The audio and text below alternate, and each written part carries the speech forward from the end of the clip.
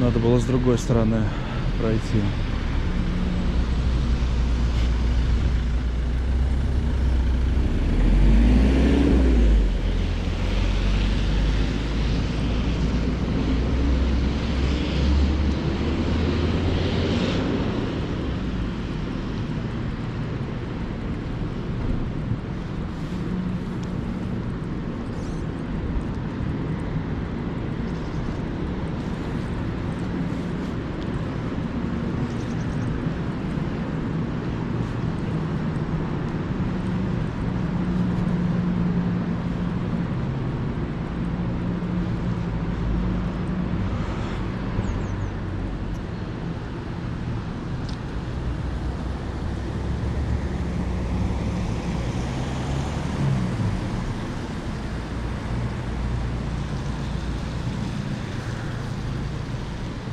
Всем привет! Сегодня мы, наверное, начнем цикл роликов с прогулками по нашему замечательному городу Таллину.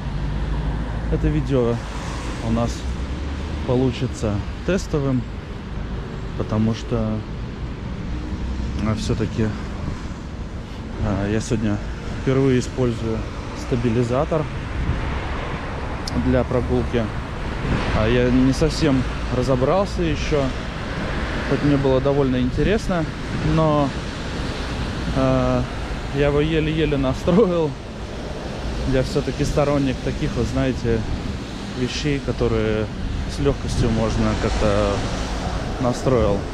1, 2, 3 там клика, грубо говоря, и все готово. А тут даже стабилизатор, он оказывается электронный. Вот. Но даже несмотря на это, мне пришлось немножко его сбалансировать руками. Точнее, не мне пришлось, это вообще необходимо сделать. И он, так как этот стабилизатор, он универсальный под разные устройства предназначен, то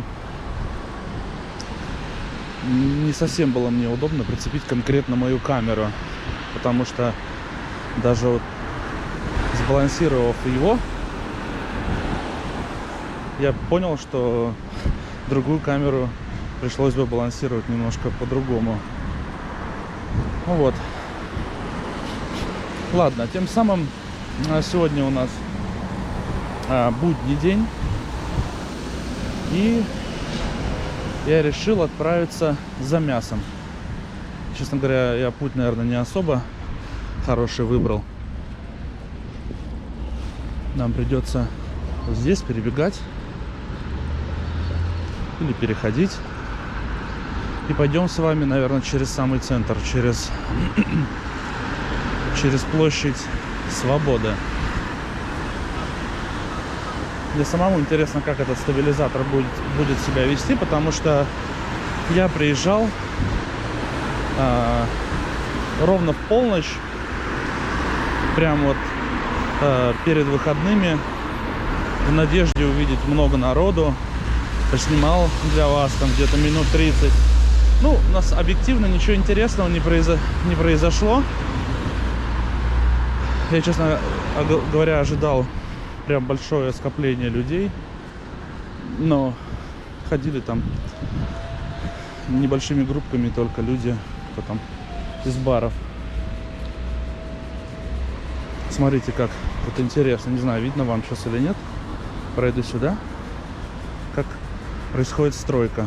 Это у нас центр города. Помните, я вам говорил, что в Эстонии нельзя просто выкупить землю какую-то в поле, да, и начать строить. Вот вы выкупаешь фундамент, какая-то фирма, и вот строит. И если вы можете обратить внимание, то даже старая не облицовка, а вот этот фасад, он даже остался.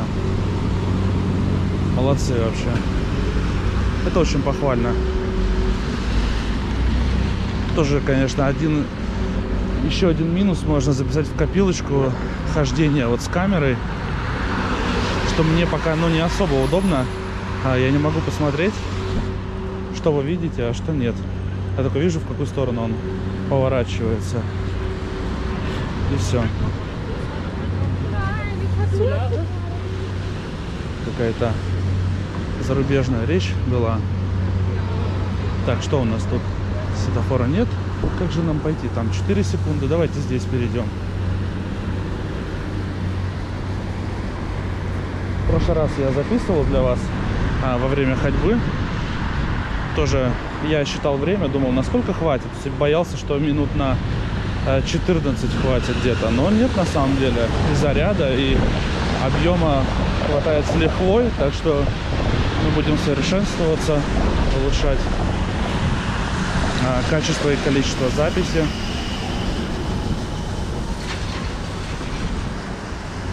С вами.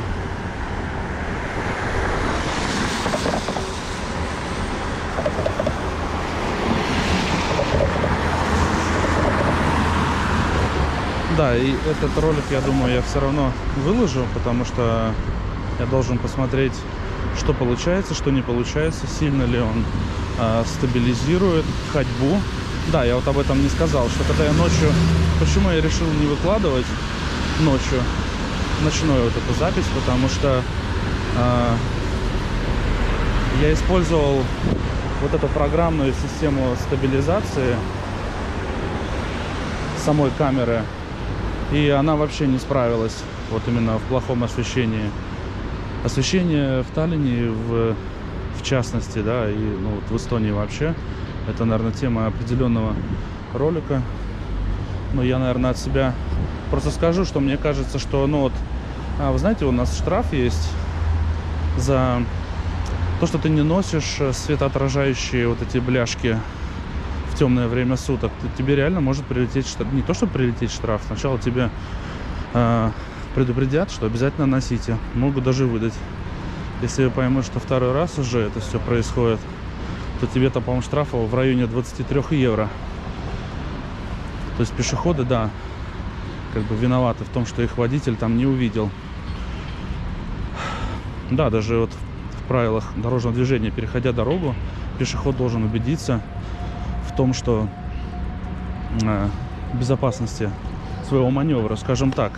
Но от себя я хочу сказать, может, я единственный человек на планете, кто так считает, или единственный человек, по крайней мере, в Эстонии, кто так считает. Но, ребят,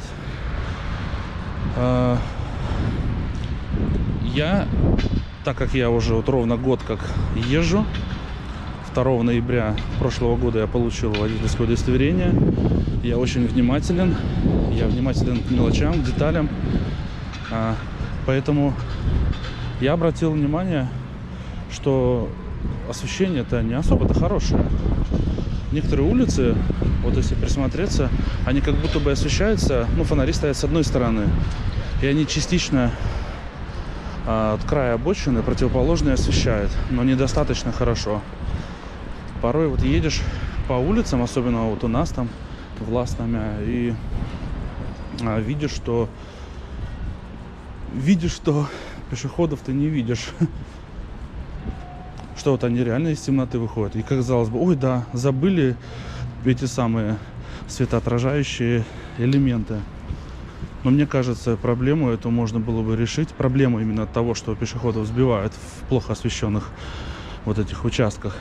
Эту проблему можно было бы решить проще, если бы немножко добавить денег и как-то осветить нормально.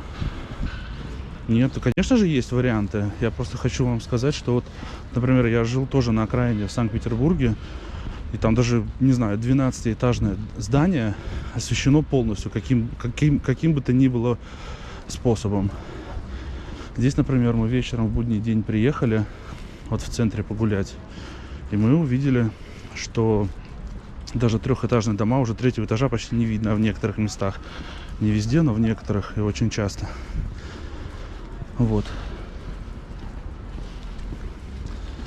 Это к вопросу о том, что кто-то мне писал, типа, не пари чепуху, Эстония сама себя обеспечивает электричеством. Да? Нет. И к вопросу, опять же, об электричестве. Цены за свет выросли. Недавно еще и подняли у нас цены на отопление в некоторых районах города. Например, вот в Пирита у меня вот коллега живет. Вот он сказал, что им поднимут на 120, что ли, процентов отопления. Вообще, конечно. Так как энергоносители растут и все такое. Ну, посмотрим. Я так понял, что в счетах это не отобразится. Но я думаю, все равно мы, когда пойдет отопительный сезон такой хороший, мы с вами обязательно запишем ролик. Потому что я все равно уверен, что это интересно. Не только для тем, кто собирается переезжать в Эстонию или вообще не собирается, но просто интересно. А даже тем, кто живет здесь, потому что у меня был опыт в проживания в 4 разных квартирах, разных типов. И вот этот вот квиточек заветный, он везде был абсолютно разный. Как бы что-то общее, но где-то процентов на 60. Вот, но что-то отличается. Так, мы, наверное, с вами вот туда не пойдем. Пойдем, давайте с вами через центр. Вот здесь как раз мощенная такая дорога. Посмотрим, как наш стабилизатор будет работать. Да, я вот забыл сказать, что ночью, да, потом я начал гуглить. Это я к вопросу о стабилизации камеры в ночное время, что так как она программная, в темноте ей просто не за что ухватиться. И поэтому она просто, выключает. Не работает, в общем. Поэтому все смазанное. И... да, я не сказал об этом. Я камеру нес не в руке. Как бы нацепил на себя и пошел в путь. Так. Тоже, вот смотрите, какой-то проект реновации, что ли, идет здесь. Так, а мы с вами, наверное, пойдем прямо.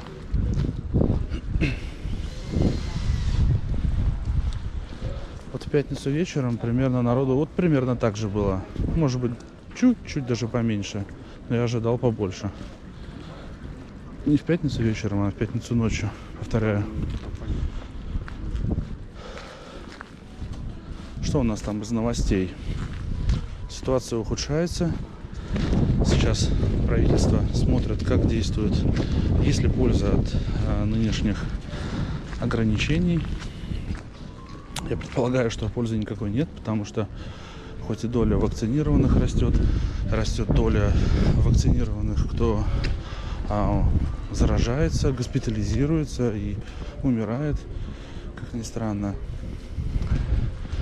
Вот. У нас в школе, куда ребенок ходит, ввели обязательное, не обязательно, по желанию, тестирование. И, мы отказались. Не потому, что мы там против всего и вся. Но просто я подумал, что это не особо разумно, так как там не специалист будет выполнять этот тест, а сами дети. Дочка сказала, что там кто как. Кто-то вообще так просто прикоснулся к внешней стороне носа, и вот у меня отрицательный. В конце концов, эта затея была отменена. И теперь будут выдавать тесты на дом. Так как, согласитесь, это глупо. Все дети уже в классе. Давайте все тестироваться. Ой, а ты зараженный. Ой, ты тоже зараженный. И все остальные тоже. Или не все остальные, но какая-то часть из них.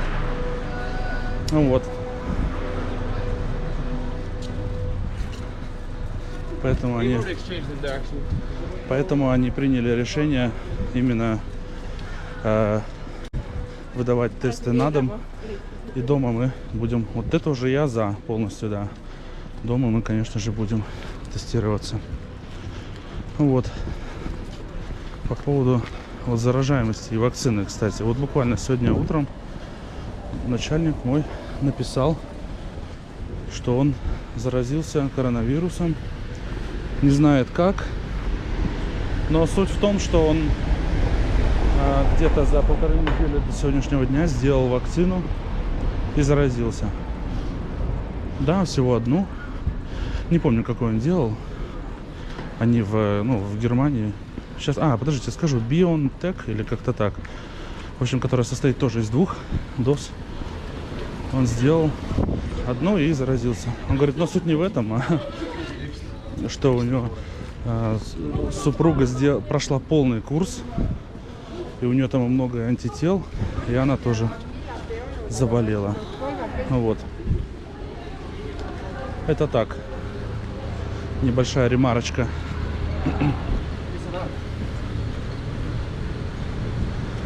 Забыл я в самом начале сказать, что да, мы начинаем с вами вот цикл прогулок. Неважно, получится это видео или нет. Если не получится, я все равно, опять же говорю, его выложу. Но буду уже работать над ошибками. Но будем с вами снимать разные части города. Я подумаю, как это лучше сделать. Как-то, может быть, вычеркивать улицы. Смотреть.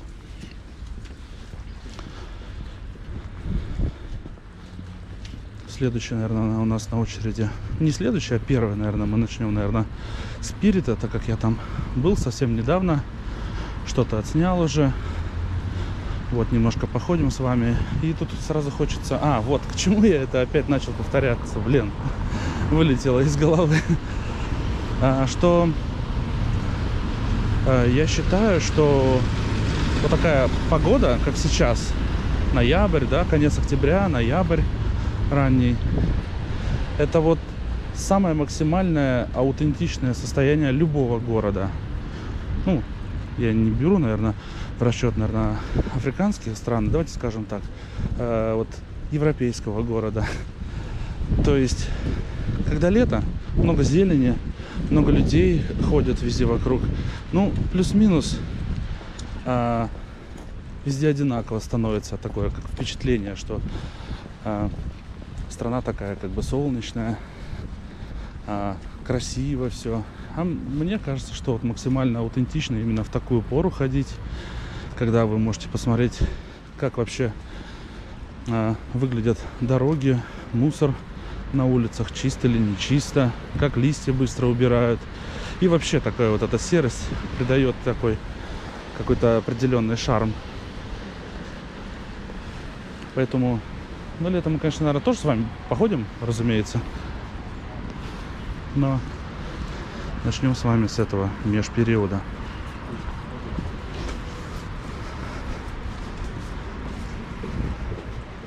Странно, музыка не играет там.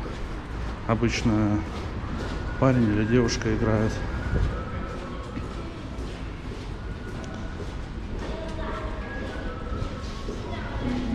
Нет, слушайте, играет.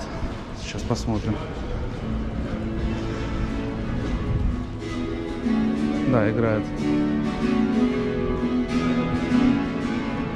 У него там даже PayPal счет, по-моему, есть. Можно даже, знаете, закинуть немножко ночевых. У них тут определенная договоренность. Сейчас давайте пройдем сначала.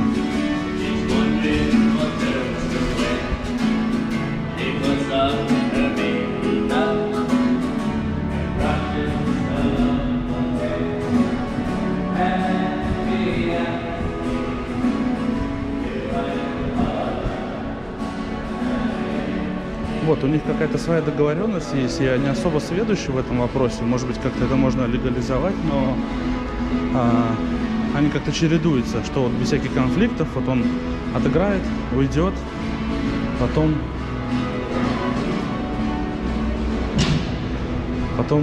придет девушка или мужчина на, по-моему, на домре он играет. Очень так хорошо. Так, и тем временем мы с вами пришли на Балтийский вокзал. Вот здесь, кстати, вот здесь отличные бургеры Circle K, бывший Statoil. Как же он мне нравился. Даже я помню, когда вот в Нарве я проводил много времени, очередь в Statoil на эти самые за бургерами или там за хот-догами была больше, чем за этими. Соседний Макдональдс, который там через буквально сантиметр находится.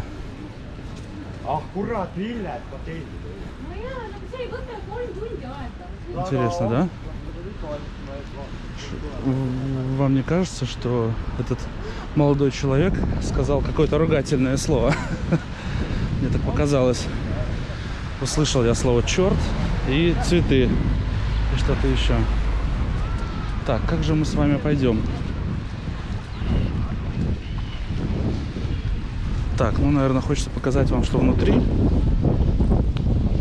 Но, как бы, я, наверное, прилавок не буду показывать, где мясо буду покупать. Поэтому давайте с вами просто я насквозь пройду. Там будет стеклянная дверь. Через нее выйду. И там, наверное, уже закончу. А пока надо надеть маску.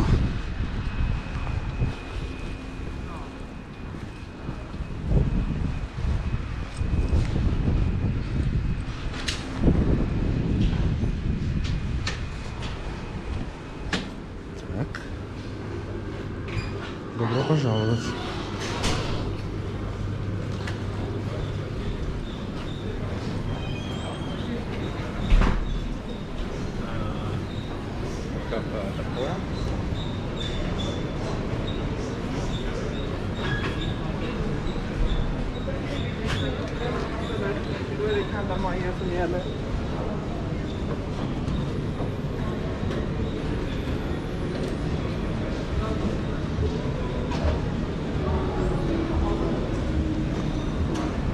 Ну, какая-то тут экспозиция, посвященная, наверное, экологии. Нет, не экологии, экологической ситуации. Меня вообще коробит, когда в новостях или где-то говорят экологии. Экология же это по определению наука. Преподавателя увидел с танцами, где дочка занималась. Так. Вот наши любимые мясные отделы.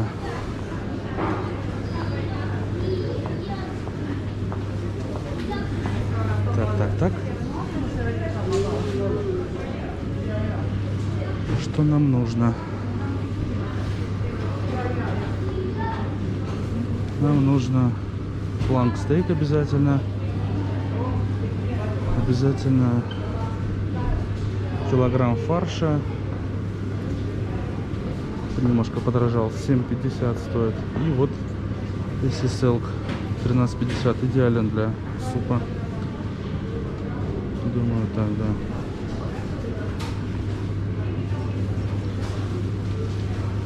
Ой, до 12. Да, в 12 сейчас придет. У них тоже, ребят, обед.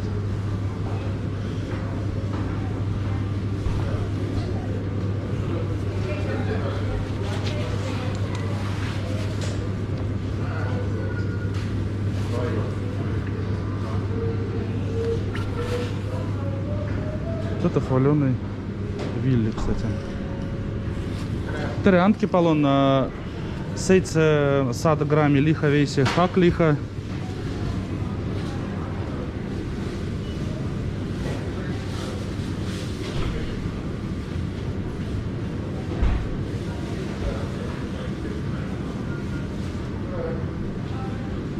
Ja üks esiselg tukk. Suurem. Suurem, jah.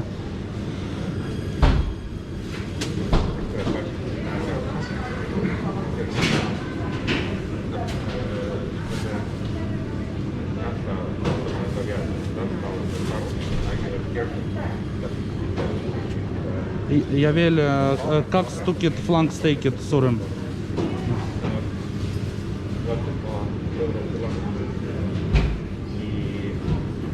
Ja, супер.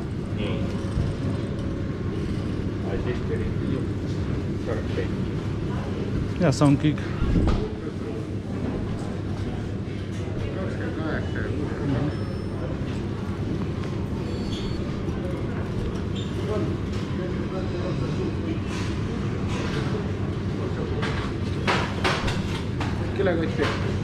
Ja palun.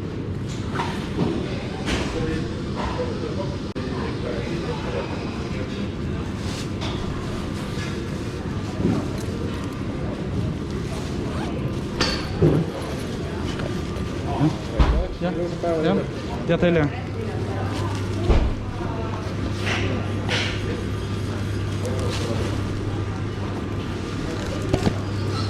Так, давайте с вами выйдем сначала. Я немножко уберу все это.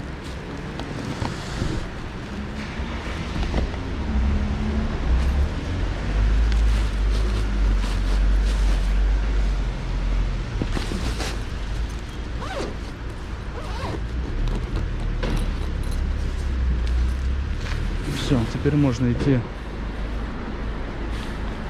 обратно.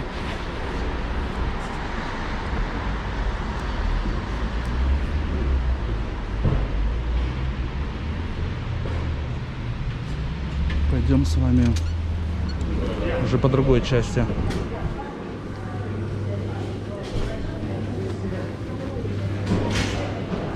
Вот, да, тут Вилли, этот, мясная лавка тоже довольно популярная. Господи, хотел сказать, довольно здорово там. Не знаю, что бы я там брал. Мне не очень нравится.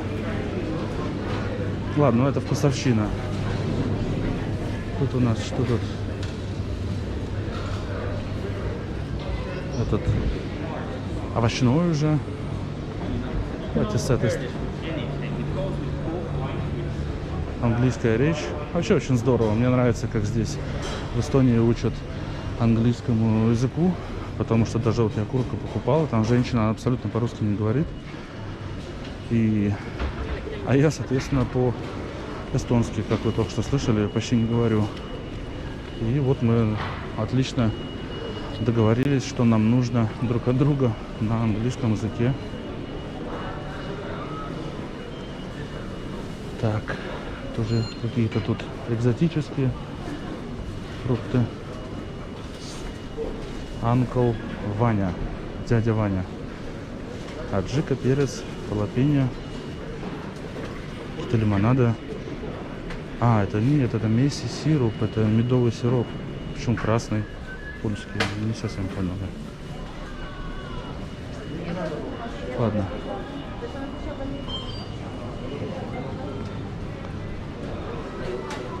Надо подумать, как там обратно с вами идти.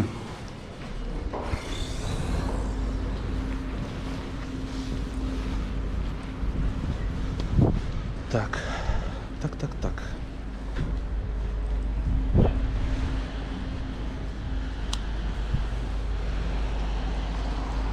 Я думаю, по тому тоннельчику мы с вами не пойдем уже, по которому мы пришли сюда. Это уже, ну, вряд ли вам будет, наверное, интересно. Сейчас найдем какое-нибудь место, которое будет отличаться от пути, который мы с вами преодолели, чтобы было хоть разнообразнее как-то.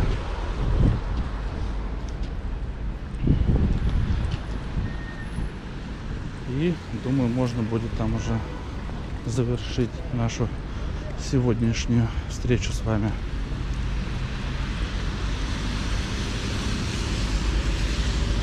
Ну а так, если опять поговорить не то о погоде, не то о чем-либо другом, той же самой вакцинации, ограничениях, то я, конечно же, уверен, что все идет к тому, что мы с вами закроемся. Так, сейчас нам нужно пройти как-то.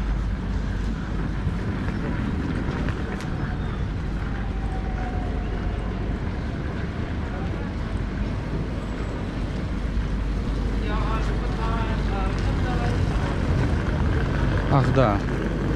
Я же сказал, не пойдем с вами на этот самый по подземелью драконов. Давайте с вами здесь просто пройдем. И все.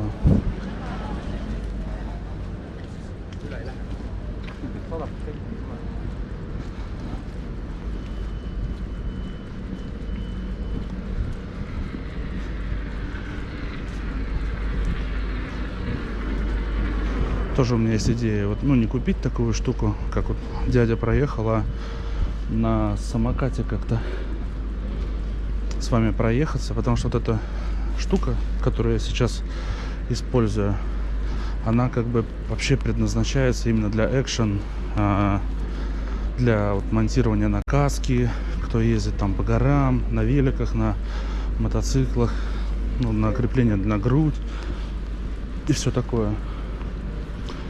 Поэтому, я думаю, не особо часто буду, наверное, ее использовать.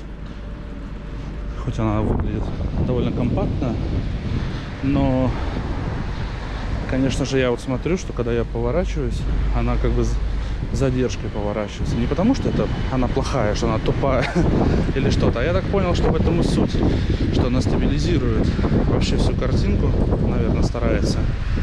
То есть она... чтобы не было, стабилизирует от резких вот всяких движений. То есть вы, если резко даже повернулись, чтобы на картинке более или менее нормально все было, она сделает, наверное, все гладенько. Не то, чтобы сделает, а вот, ну, физически. Ой, неужели зеленый впервые? Здесь мы обычно стоим не менее 5 минут.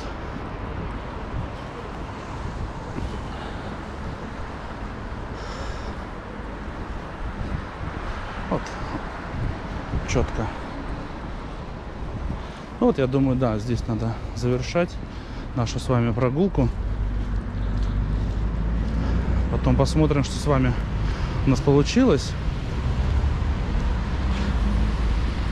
Да, вы знаете, когда вот ночью я снимал, у меня даже это самое была затея, что там так, ну, романтично было все, как бы пары гуляли.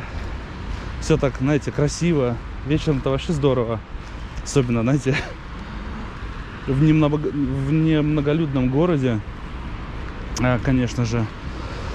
Вот ходишь, видишь, романтичные пары обнимаются. Думал, ой, здесь какая-то бы песня бы, наверное, бы такая красивая бы играла бы. Или пошла, была бы в тему.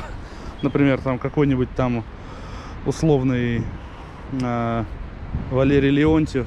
Там... Как там это? Две тени в огнях свечи. Неизбежности полны. Как-то так. Но, я надеюсь, получится у нас с вами как-нибудь в другой раз.